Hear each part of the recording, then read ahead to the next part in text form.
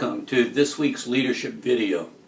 Well, you can see behind me, I'm at it again, trying to figure out how to do some work. Kind of remodeling a bathroom. I'm going to put up tile and all of those things, but you can see what I have behind me here is all of these pipes.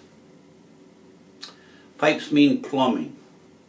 And one of the things that I don't do is plumbing. Because if I get this wrong, just a little bit wrong, it means that water drips down into the level below. And so I don't want to do that.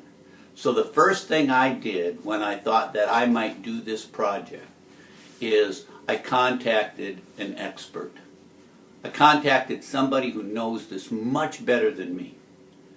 And I asked them to give me some advice, tell me to do things. And I'm going to put in a tub here. And I said, would you put it in for me? Would you do that part of the work? I can do the rest of it.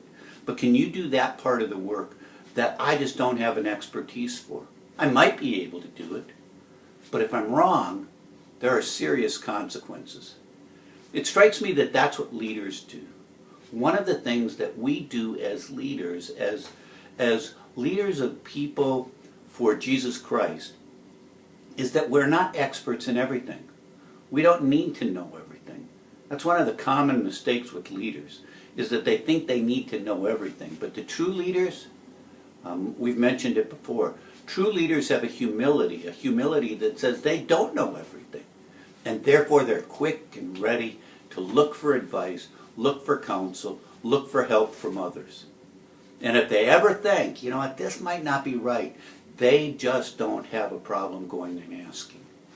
It's interesting to me that Paul did this. When he wrote his letter to the Galatians, he told them this account. He says in Galatians chapter 2, verses 1 and 2, 14 years later, I went up to Jerusalem, this time with Barnabas. I took along Titus also.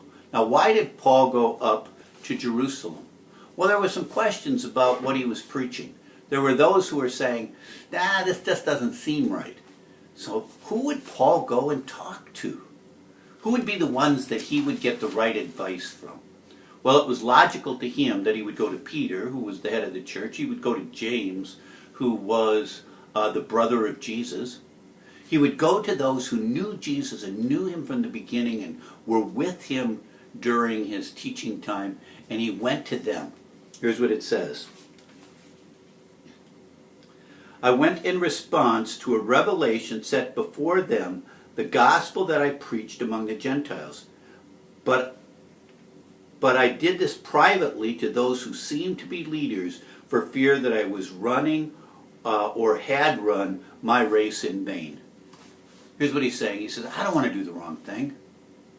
I don't want anybody to listen to what I'm saying and find out that what I was telling them wasn't true. And therefore, I'm going to go ask the experts. Now, in the book of Galatians, Paul gets to the place that he says this. He says in verse 9, James, Peter, and John, those reputed to be pillars, gave me and Barnabas the right hand of fellowship, and they recognized the grace given to me. They agreed that we should go to the Gentiles and that they to the Jews. Isn't that amazing? Paul, this great leader in the Christian church, wasn't afraid to go ask for advice. He wasn't afraid to say, hey, if I'm wrong, I don't want to be doing the thing that's wrong. You know, leaders, I'm going to ask you that if there are times in your ministries, times when you're leading a small group, times when you're sitting around a Kate's Cup table, maybe you're a mentor mom and you're kind of advising other young mothers. Maybe you're an elder in the church. Maybe you're a pastor or a staff person, Sunday school teacher. You know, one of all of these different ministries, and you're in a position of leadership. Friends, don't be afraid to go ask somebody. If somebody raises a question about what you're teaching, say, hey, let me find out about that. Don't be afraid to go ask others who you have confidence in. You're not looking to prove your point. You're looking for the truth.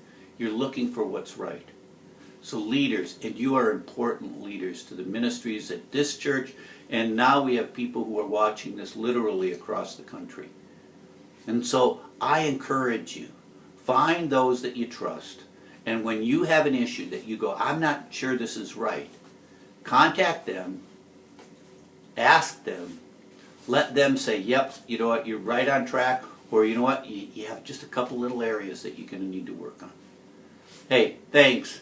I can't wait. Tomorrow the plumber comes and the bathtub gets in, and then I can get on with the rest of this work. I'll see you next week.